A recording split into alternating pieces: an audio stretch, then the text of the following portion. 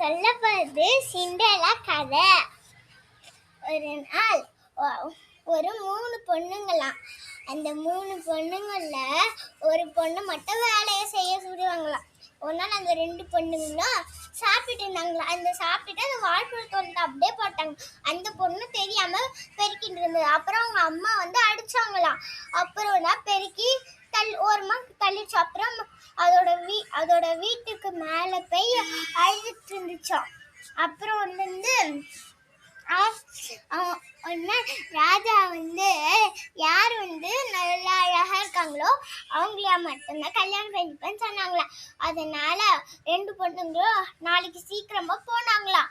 அப்புறம் அந்த பொண்ணு மட்டும் வெளில உட்காந்துக்கிட்டு அழுதுட்டு இருந்துச்சான்.